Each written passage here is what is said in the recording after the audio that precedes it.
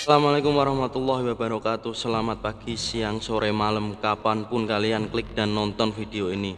Apa kabar teman-teman semua? Semoga selalu diberi kesehatan dimanapun kalian berada. Oke, terima kasih yang sudah klik dan nonton video ini, dan selamat datang di channel cerita film ngawur yang akan membahas alur cerita film dengan cara yang memang agak ngawur, karena kalau nggak ngawur pasti kena copyright. Tapi untuk film yang akan kita bahas kali ini harus benar-benar serius, karena ini bagian dari sejarah besar masa kejayaan Islam di zaman dulu dan tidak boleh ngawur. Sebelum kita masuk ke dalam cerita, jangan lupa subscribe channel ini, karena subscribe itu gratis dan agar saya makin semangat untuk bikin konten cerita-cerita film lainnya. Pada kesempatan kali ini saya akan mencoba membahas sebuah film yang berjudul Direnis Karatai. Film ini menceritakan tentang perjuangan seorang emir dari Kesultanan Saljuk yang bernama Jalaluddin Karatai dalam mempertahankan kota Konya yang saat itu adalah ibu kota dari Kesultanan Saljuk dari kekejaman bangsa Mongol yang mulai menginvasi mereka. Tidak perlu lama-lama lagi, mari kita simak sama-sama alur ceritanya. Tapi sebelum itu, jangan lupa siapin kopi, teh, atau apapun sesuai selera kalian masing-masing. Dan jangan lupa pasang speaker tua di kuping kalian masing-masing. Dan seperti biasa, kita intro sebentar.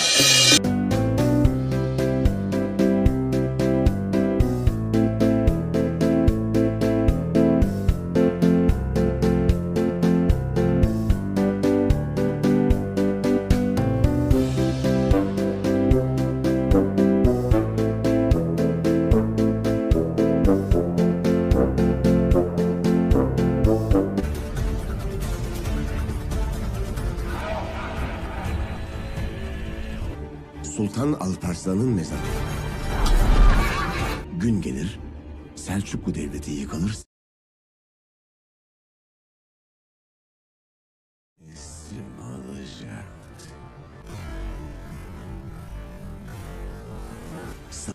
Di awal cerita kita diperlihatkan sekelompok pengungsi dari Khurasan berbondong-bondong menuju ke dalam kota Konya yang terlihat disambut oleh Sultan Arslan dan menteri-menterinya.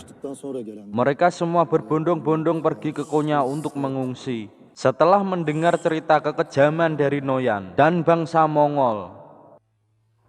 Scene berpindah di mana terlihat sang sultan sedang melakukan pertemuan dan rapat bersama penjabat-penjabatnya sambil menyantap hidangan bersama. Di sini sang sultan mengutarakan keinginannya pada Karatai agar Karatai membangun sekolah-sekolah untuk pendidikan anak-anak di Konya. Namun tanpa disangka dan diduga, malam itu sang sultan sakit dan saat itu juga sang sultan wafat. Sebelum Sultan Arslan wafat, Sultan pun sempat berpesan kepada Karatai dan mempercayakan urusan negara Konya kepada Karatai jikalau bangsa Mongol datang menyerang. Dan sang Sultan bercerita tentang seorang prajurit yang ditempatkan dan disusupkan di istana Noyan. Dan saat itu juga Sultan Arslan wafat menghembuskan nafas terakhirnya.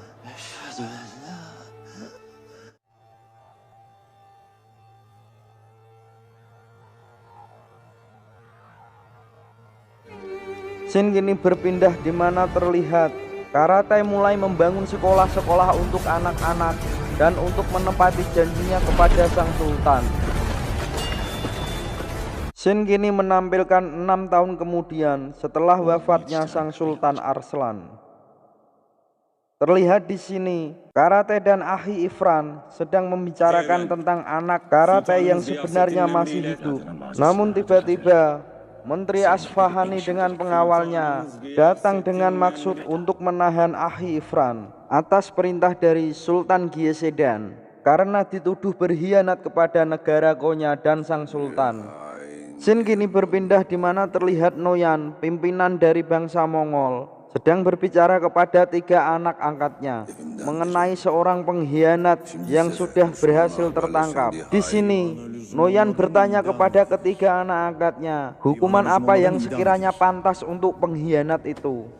Di saat hari eksekusi tiba, mereka pun kaget mengetahui bahwa sebenarnya pengkhianat yang akan dieksekusi itu adalah guru mereka sendiri. Namun di situ terlihat tanpa ragu ketiga putra Noyan mengeksekusi mati pengkhianat itu. Dan dengan bengisnya Noyan memenggal kepalanya dan memerintahkan ketiga putranya untuk mengantarkan kepala itu ke Sultan Gyesedan. Scene berpindah di mana terlihat Kotai dan kedua saudaranya sudah sampai di perkemahan Sultan Gyesedan dan disambut oleh Karatai. Mereka pun akhirnya masuk menemui sang sultan untuk menyerahkan potongan kepala itu dan menyampaikan pesan dari Noyan untuk sang sultan.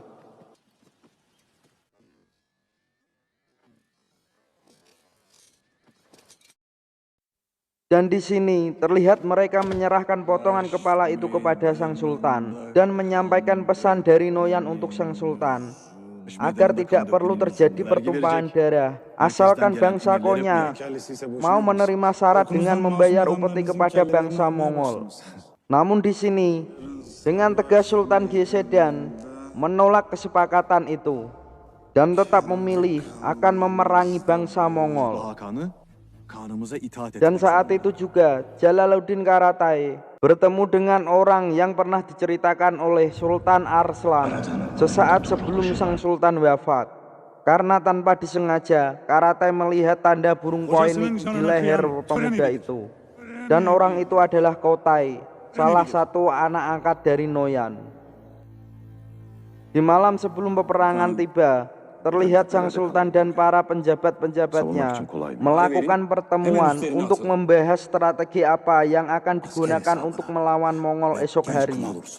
Di sini terlihat jelas sang sultan tidak peduli dengan saran yang diberikan oleh Jalaluddin Karatai.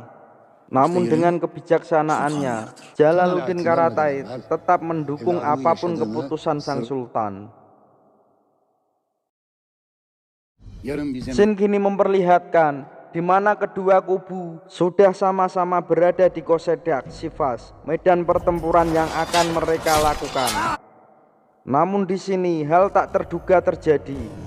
Ketika melihat pasukannya hampir kalah, tiba-tiba sang sultan melarikan diri dari medan pertempuran dan meninggalkan pasukannya. Di sini juga terlihat Karatai masuk ke dalam medan pertempuran untuk mencari Kotai, anak Noyan yang mempunyai tanda burung poinik di lehernya itu. Dan ketika Karatai sudah menemukan Kotai, seketika itu juga dia membisikkan anak panahnya ke arah Kotai dan mengenai lengan kanannya, sehingga membuat Kotai tumbang dan pingsan.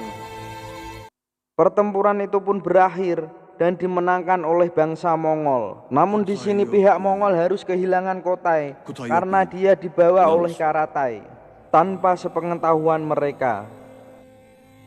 Di sini terlihat Karatai dan murid-muridnya terlihat sangat sedih dan terpukul atas kekalahan Kesultanan Seljuk dari bangsa Mongol.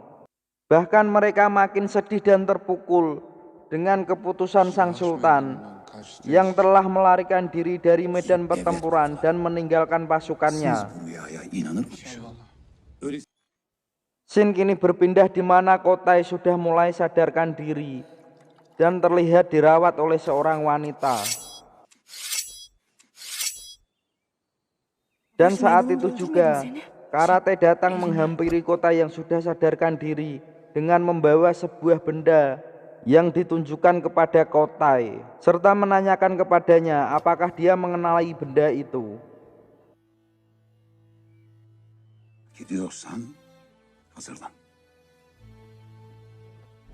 Scene kini berpindah ke dalam perkemahan bangsa Mongol dan terlihat di situ Asfahani sedang berbicara dengan Noyan.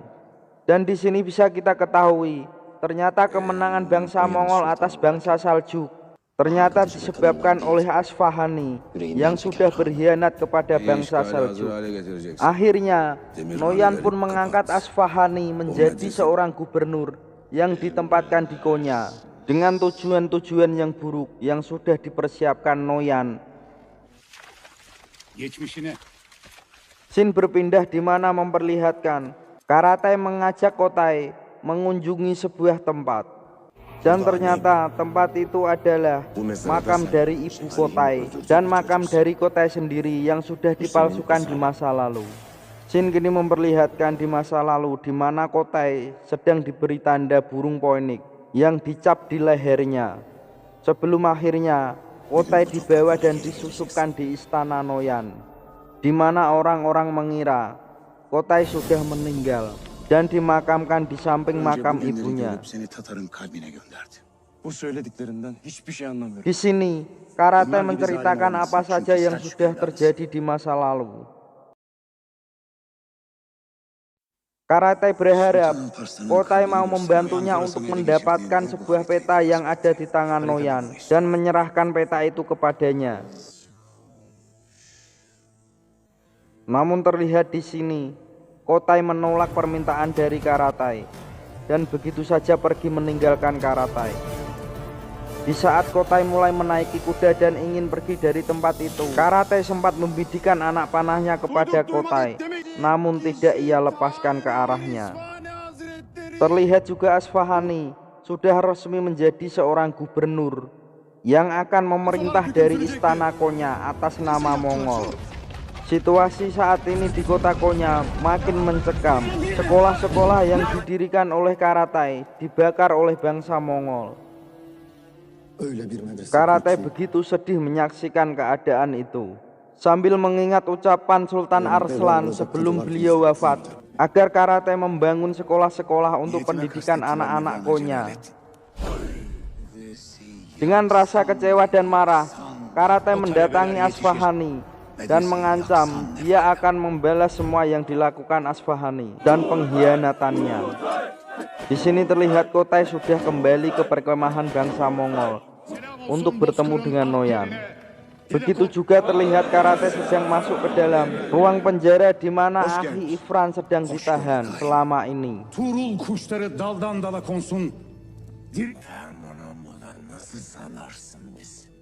Ternyata tujuan Karate datang ke situ untuk membebaskan Ahi Ifran dan tahanan-tahanan lain.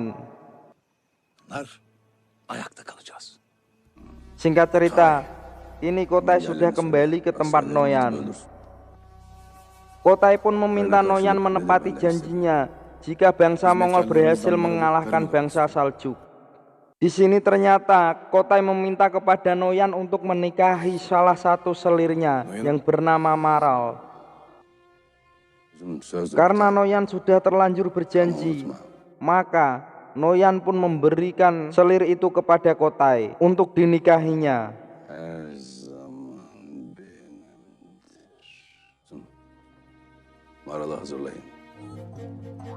Dengan cepat Noyan pun mengadakan pesta pernikahan untuk Kotai dan Maral.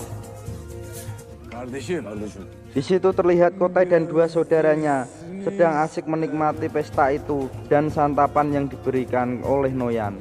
Tanpa mereka sadari, ada seorang wanita dari bangsa Seljuk yang menyusup ke dalam pesta itu. Namun tanpa sepengetahuan dari Kotai, Noyan pun diam-diam menemui Maral dan menegaskan bahwa Maral adalah miliknya. Di situ terlihat Noyan sedang mengancam Maral dengan sebilah pisau.